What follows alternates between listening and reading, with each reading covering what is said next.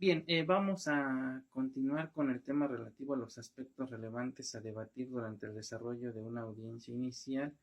y en ese tenor eh,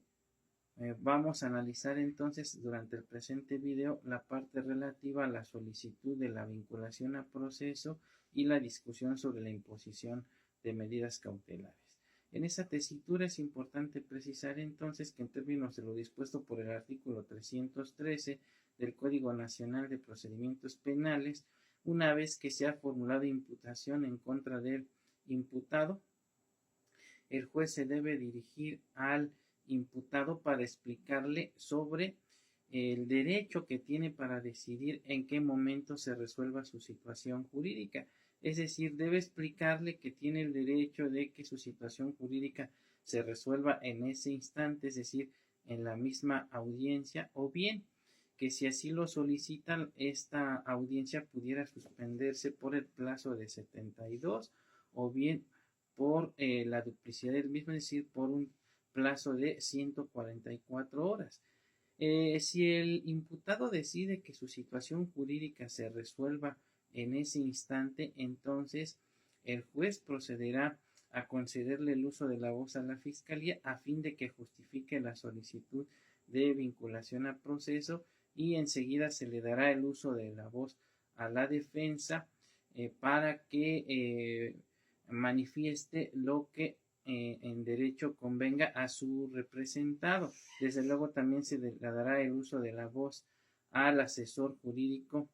de la víctima u ofendido y posteriormente resolverá sobre la vinculación o no a proceso del imputado. Ahora bien, si el imputado decide que se resuelva su situación jurídica en la misma audiencia, antes de imponer medidas cautelares, primero se resuelve sobre su vinculación o no a proceso. Sin embargo, si el imputado solicitó que la audiencia se suspendiera para que se resuelva su situación jurídica dentro del plazo de 72 horas o bien de 144 horas, entonces, primeramente se tendrá que discutir sobre la imposición de medidas cautelares a efecto de asegurar su comparecencia al proceso, evitar que pudiera causarle un daño a la víctima o ofendido, o bien pudiera obstaculizar la investigación mediante la destrucción de indicios, vestigios relacionados con el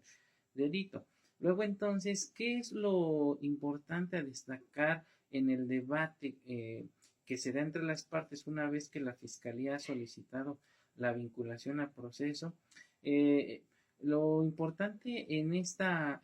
fase de la audiencia inicial es poner muchísima atención en la exposición que formula la Fiscalía a través de su teoría del caso, ya que tendrá que cumplir con todos y cada uno de los requisitos que establece precisamente la teoría del caso, es decir, la misma debe contener su elemento fáctico, es decir, su hecho, describiendo las circunstancias de modo, tiempo y lugar, debe contener un elemento normativo, es decir, nos deben especificar en este caso el tipo penal que resulta exactamente aplicable al caso concreto, es decir, si se le atribuye el tipo básico o algún tipo específico, si existe una circunstancia modificatoria de la pena, como pudiera ser una circunstancia agravante, atenuante, si en el caso particular estamos en presencia de un delito perseguible de oficio, de querella, si se trata de un delito de carácter doloso, culposo, la forma de intervención de nuestro representado, es decir, si es a título de autor o de partícipe, lo relativo al bien jurídico tutelado, el resultado, es decir, si es de carácter formal, material, entre otras circunstancias. Si la Fiscalía llega a errar en su clasificación preliminar, nosotros debemos estar muy atentos para hacer argumentaciones en ese sentido. Y entonces me viene a la mente uno de los asuntos que litigué en su momento, donde se solicita audiencia inicial en contra de mi representado por el delito de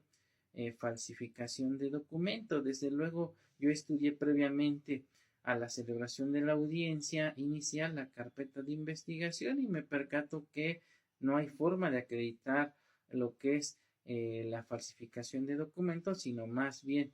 que mi representado usó un documento falso. Entonces desde ahí la clasificación legal estaba errada y me apoyé incluso en algunos criterios que había el efecto por parte del Poder Judicial. Asimismo, me percato que, contrario a lo que refería la Fiscalía, en el sentido de que mi representado había cometido el delito en su calidad de servidor público y que por lo tanto se actualizaba un agravante, no se acreditaba la misma, ya que mi representado cometió el delito no en su calidad de servidor público, sino de paciente. El resultado que presuntamente le pretendió atribuir la Fiscalía en la audiencia inicial es de resultado material, argumentando que con la comisión del hecho había evitado que se le llevaran a cabo los descuentos respectivos por no ir a laborar. Sin embargo, dentro de la carpeta de investigación no obraba ningún dato de prueba que acreditara que a mi representado se le realizaron los pagos, sino por el contrario, a mi representado se le habían realizado las deducciones correspondientes porque en su momento se acreditó que las licencias médicas eran falsas. Entonces, bajo esta tesitura, el juez de control le tuvo que llamar la atención a la Fiscalía y referirle que su clasificación preliminar era errada y que al momento de hacer su exposición fáctica se limitó a dar lectura de lo que había manifestado la víctima al acudir al Ministerio Público a presentar su denuncia, que efectivamente no se encontraba acreditada la agravante a la que hacía referencia porque el imputado cometió el delito en su calidad de paciente, más no de servidor público. Y consecuentemente lo que obtuvimos fue una no vinculación a proceso. Ahora bien, supongamos que se llega a vincular a proceso a nuestro representado y pasamos a lo relativo a la discusión de medidas cautelares. ¿Qué debemos tomar en consideración para que no se vincule a proceso a nuestro representado? Que en su caso, si por ejemplo va a solicitar la imposición de medida cautelar justificada, que la Fiscalía justifique la necesidad de la cautela en términos de lo que precisa el Código Nacional de Procedimientos Penales, es decir, tendrá que aportar datos idóneos, pertinentes y suficientes para sustentar que la víctima o ofendido corre algún riesgo, que el imputado se puede sustraer de la acción de la justicia o que puede obstaculizar la investigación, ocultando, destruyendo indicios, vestigios relacionados con el delito. Es decir, no puede tratarse de meras apreciaciones subjetivas y carentes de cualquier sustento jurídico. Como les digo, tiene que estar robustecido, así como por ejemplo, si argumenta que existe el temor fundado de que el imputado se va a sustraer porque en sede ministerial refirió que vivía en cierto domicilio y al momento de hacer la investigación por parte,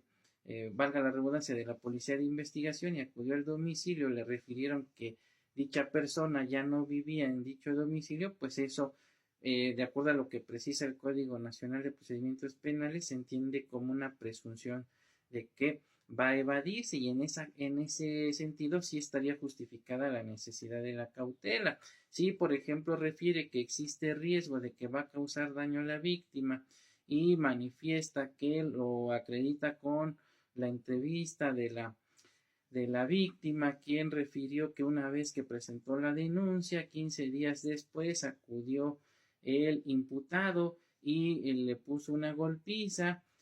y le causó lesiones, pues de alguna manera entonces está justificando la necesidad de la cautela, o bien que acudió y destruyó indicios y vestigios relacionados con el delito, se estaría justificando. Si no hay una justificación, entonces es cuando debemos debatir y solicitar al juez que se le imponga una medida cautelar diversa a la prisión. Con esto concluimos el presente video. Hasta pronto.